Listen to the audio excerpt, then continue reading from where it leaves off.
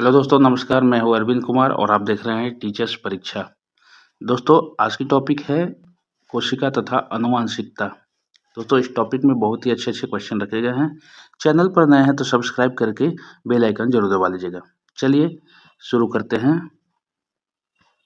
DNA संश्लेषण का प्रतिपादन किसने किया था? तो दोस्तों, डीएनए संश्लेषण का प्रतिपादन कोर्नबर्ग ने किया था दोस्तों। ऑप्शन ए राइट आंसर हो जाएगा। डीएनए का मूल मात्रक है, क्या है दोस्तों? तो मूल मात्रक जो डीएनए का होता है वो है nucleotides. Option C right answer होगा। निम्न की कोशिका सूक्ष्मतम जीवित कोशिका है। इनमें से किसकी है दोस्तों जो सबसे सूक्ष्मतम कोशिका है? तो दोस्तों, माइकोप्लाज्मा है, माइकोप्लाज्मा उसकी जो कोशिका है सूक्ष्मतम जीवित कोशिका है दोस्तों। ऑप्शन सी राइट आंसर हो जाएगा। परागण के लिए निम्न में से कौन सा तत्व आवश्यक नहीं है? तो दोस्तों, परागण होता है जैसे कि मेल जो पुष्प और फीमेल पुष्प होते हैं तो उनका पर परागण होता है, तो मेल पुष्प का जो प्लेसेंटा है वो पहुंचता है फीमेल पुष्प की तरफ। तो हवा के माध्यम से उनके स्रोत क्या क्या हो सकते हैं? तो हवा के माध्यम से वो होता है, पानी के भी माध्यम से होता है और कीट के माध्यम से होता है। आग के माध्यम से नहीं होता दोस्तों। तो इसमें पूछ रहा है कि आवश्यक नहीं है, तो ये हमारा ऑप्शन सही हो जाएगा। ऑप्शन बी राइट आंसर हो जाएगा। अगला सवाल, उत्तक विज्ञान में किसका अध्ययन होता है? तो दोस्तों, उत्तक विज्ञान में किसका अध्ययन होता है? तो उत्तकों का अध्ययन होता है दोस्तों। तो यह हमारा ऑप्शन ए राइट आंसर हो जाएगा। अगला सवाल, जीन परिवर्तन किस में होता है? तो दोस्तों, जीन परिवर्तन डीएनए में होता है। याद रखिएगा बात, DNA. Option A right answer हो जाएगा। आत्महत्या की थैली किसे कहा जाता है? तो दोस्तों, आत्महत्या की थैली लाइसोसोम को कहा जाता है। Lysosome. Option C right answer हो जाएगा। ग्रे मैटर में होता है, क्या होता है दोस्तों? तो ग्रे मैटर में काफी संख्या में तंत्रिका कोशिका निकाय होती है ग्रे मैटर में। तो इस प्रकार से ऑप्शन बी जो होगा हमारा राइट आंसर हो जाएगा। ऑप्शन बी राइट आंसर होगा। बच्चों का लिंग मुख्य रूप से निर्भर करता है, किस पर करता है दोस्तों? तो बच्चों का लिंग जो होता है वो मुख्य रूप से पिता पर निर्भर करता है। यक्स यक्स माँ में और यक्स वाई माँ में गुणसूत्र होते हैं इसको। तो ये यक्स वाई जो निर्भर करता है, ये यक्स यक्स लड़की गर्ल्स होती है और यक्स वाई बॉय होता है। तो ये वाई जो फैक्टर काम करता है माँ पिता का, यही निर्भर करता है बच्चों के लिंग पर। ऑप्शन ए रहेगा राइट आंसर। आनुवांशिक किससे संबंधित है दोस्तों? तो आनुवांशिक है आनुवांशिकता पर। तो अनु किससे संबंधित है? तो आनुवांशिकता से संबंधित है। ऑप्शन ए राइट आंसर हो जाएगा। आनुवांशिकी उत्परिवर्तन इसमें होता है, किसमें होता है दोस्तों? तो क्रोमोसोम में होता है दोस्तों, याद रखिएगा, क्रोमोसोम में होता है। ऑप्शन सी राइट आंसर हो जाएगा। एक कोशिका साइटोप्लाज्म जिस झिल्ली से जुड़ी रहती है वह है, उस झिल्ली को क्या बोलते हैं दोस्तों? तो उस झिल्ली को प्लाज्मा झिल्ली बोलते हैं। बी राइट आंसर हो जाएगा। क्लोनिंग पद निम्नलिखित में से संबंधित होता है। जो क्लोनिंग पद होता है वह जनन विज्ञान से संबंधित होता है। क्लोनिंग पद, क्योंकि सेम अगर ऑब्जेक्ट है तो उसमें सेम जो जीवित प्राणी है उसको सेम टू सेम बनाना, इसको क्लोनिंग कहते हैं। हूबहू एक जैसा बनाना। तो जनन विज्ञान में होता है, जन्म में जैसे टिश्यू कल्चर के माध्यम से होता है दोस्तों। ऑप्शन बी यहाँ पर राइट आंसर हो जाएगा दोस्तों। जेनेटिक्स में किसका अध्ययन किया जाता है? तो दोस्तों, जेनेटिक्स में आनुवांशिकता एवं गुणसूत्र का अध्ययन किया जाता है। ए राइट आंसर हो जाएगा। प्रोटीन बनाने के लिए अमीनो अम्ल आवश्यक होते हैं। तो दोस्तों, प्रोटीन बनाने के लिए कितने अमीनो अम्ल आवश्यक होते हैं दोस्तों? तो 20 20 ये मात्रक इनका यूनिट है। ऑप्शन सी यहाँ पर राइट आंसर हो जाएगा। इनकी काउंटिंग रेशियो है। अगला है कोशिका के अंदर सूचना का प्रवाह किसके द्वारा होता है? तो दोस्तों कोशिका के अंदर जो होता है सूचना का प्रवाह आरएनए के द्वारा होता है। ऑप्शन ए राइट आंसर हो जाएगा। जेनेटिक इंजीनियरिंग तकनीक से निम्न से पहले किसे बनाया गया है? तो ट्रांसजेनेटिक बैक्टीरिया बनाया गया था। ट्रांसजेनिक बैक्टीरिया बनाया गया था जेनेटिक इंजीनियरिंग की तकनीक से पहले। तो ऑप्शन ए यहाँ राइट आंसर हो जाएगा। पौधों में गैसों का विनिमय किसके द्वारा होता है? तो दोस्तों यह स्टोमेटा के द्वारा होता है गैसों का विनिमय। अब ये क्या होता है दोस्तों कि ये पत्ता है और इसके अंदर जो रोम छिद्र नीचे की तरफ से होते हैं वैक्यूल्स प्योर होते हैं, तो स्टोमाटा के माध्यम से होता है। हम शकल जुड़वा का जन्म तब होता है जब एक निश्चित रीजन बताना है, जब प्रायः एक ही लिंग के, अधिकतर हम शकल में एक ही लिंग के, हमेशा एक ही लिंग के, प्रायः एक ही लिंग के। ऑप्शन सी यहाँ राइट आंसर हो जाएगा। प्रोटीन के निर्माण में आधारभूत इकाई होते हैं, कौन होते हैं दोस्तों? तो अमीनो अम्ल जो होते हैं प्रोटीन के निर्माण में अमीनो अम्ल एक आधारभूत इकाई यानी कि यूनिट होते हैं, बेसिक यूनिट होते हैं। ऑप्शन ए राइट आंसर हो जाएगा। आरएनए का मुख्य कार्य है क्या है दोस्तों? तो आरएनए का जो मुख्य कार्य है दोस्तों वह है प्रोटीन संश्लेषण में सहायता करना। ऑप्शन बी राइट आंसर हो जाएगा। किसी आबादी में जीनों का कुल योग को कहते हैं, क्या कहते हैं दोस्तों? तो किसी भी आबादी में जीनों का कुल योग जो होता है दोस्तों वह होता है जीन बस्ती।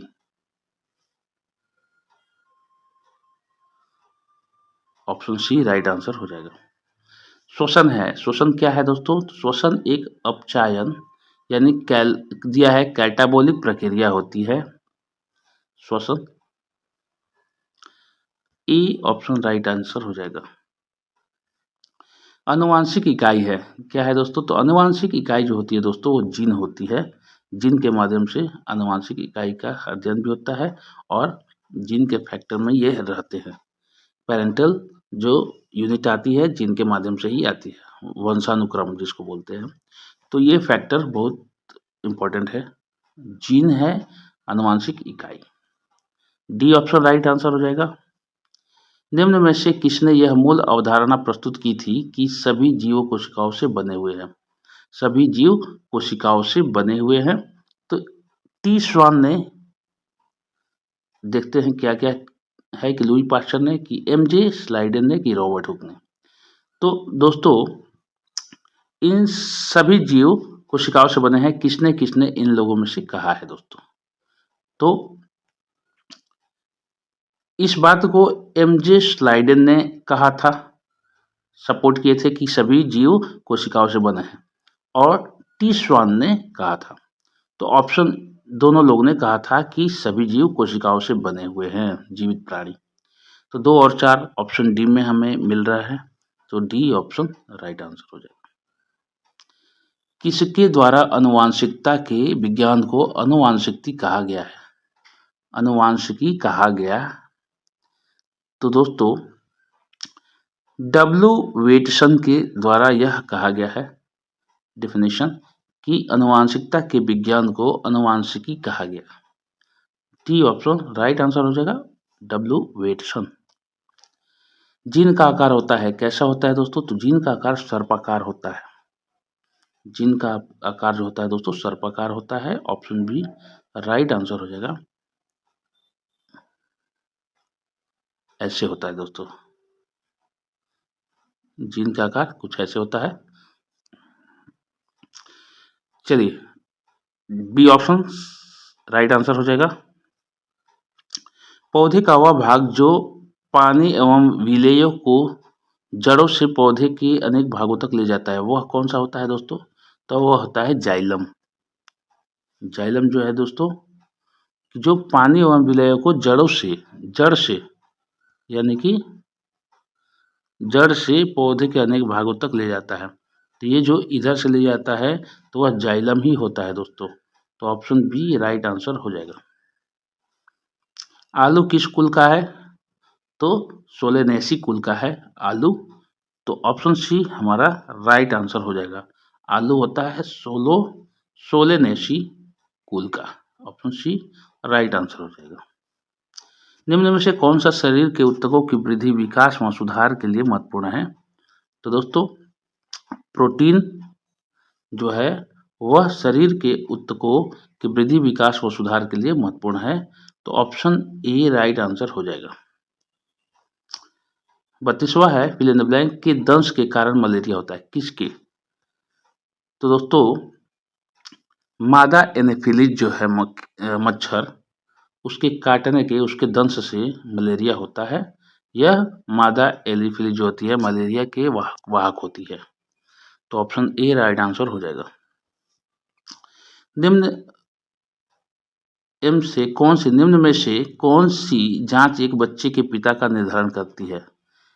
यानी कि कौन से? तो दोस्तों किसी भी बच्चे का पिता कौन है, ये जांच किस जांच के माध्यम से पता चलता है? बच्चे की जांच होती है तो डीएनए फिंगरप्रिंट से दोस्तों, डीएनए फिंगरप्रिंट। तो ऑप्शन सी यहाँ राइट आंसर हो जाएगा। श्वसन में कार्बोहाइड्रेट निम्न में से विखंडित हो जाता है सांस लेने में। तो कार्बन डाइऑक्साइड और जल ये विखंडित हो जाता है। जब आप सांस लेते हैं तो कार्बन डाइऑक्साइड और जल जो होता है विखंडित हो जाता है। ऑप्शन बी राइट आंसर हो जाएगा। पौधा कोशिका का पावर हाउस किसे कहते हैं? तो दोस्तों माइटोकॉन्ड्रिया को, पौधा कोशिका का माइटोकॉन्ड्रिया को कहते हैं power house of the cell. तो डी ऑप्शन राइट आंसर हो जाएगा। माइटोकॉन्ड्रिया कुछ इस प्रकार की होती है दोस्तों,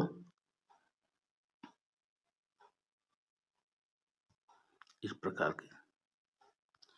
विज्ञान की वह शाखा जो जीव और वातावरण के बीच संबंध को बताती है वह कौन सी शाखा है दोस्तों? तो पारिस्थितिकी कहते हैं उसको। पारिस्थितिकी वह शाखा है जो जीव और वातावरण के बीच संबंध को बताती है। ऑप्शन ए राइट आंसर हो जाएगा। दोस्तों एक छोटा सा अनुरोध है कि यहाँ तक आ गए हैं तो चैनल को सब्सक्राइब जरूर कर लीजिएगा, ताकि आपको अच्छी से अच्छी वीडियो मिल सके और हमारे चैनल को सपोर्ट भी हो सके, हमें भी मोटिवेशन मिलती रहे। अगला प्रश्न है दोस्तों, जंतु कोशिका पादप कोशिका से भिन्न होती है क्योंकि उसमें पादप कोशिका से भिन्न होती है क्योंकि उसमें ऑप्शन बताना है क्या क्या अंतर होता है। तो दोस्तों क्योंकि जंतु कोशिका में हीमोग्लोबिन होता है। अगर देखा जाए जंतु कोशिका पादप कोशिका में अलग अलग क्या है दोस्तों, तो कोशिका भित्ति नहीं होती, एक में होती एक में नहीं होती। हरित लवण नहीं होते हैं, प्लांट सेल में होते हैं, एनिमल सेल में नहीं होते हैं। तार केंद्रक होते हैं, इसमें एनिमल सेल में। हीमोग्लोबिन होते हैं एनिमल सेल में, जबकि पादप कोशिका में नहीं होती है, वो ग्रीन पिगमेंट होती है। तो ये सभी जो अंतर हैं ये उपलब्ध है। तो ऑप्शन डी यहाँ राइट आंसर हो जाएगा। मानव कोशिका में कितने गुणसूत्र उपस्थित होते हैं? तो दोस्तों टोटल मानव गुणसूत्र जो होते हैं टोटल कितने होते हैं? 23 युग्म होते हैं, यानी कि 23 पेयर, और टोटल हो जाएंगे कितने? 46 गुणसूत्र होते हैं। तो ऑप्शन डी जो है राइट आंसर हो जाएगा।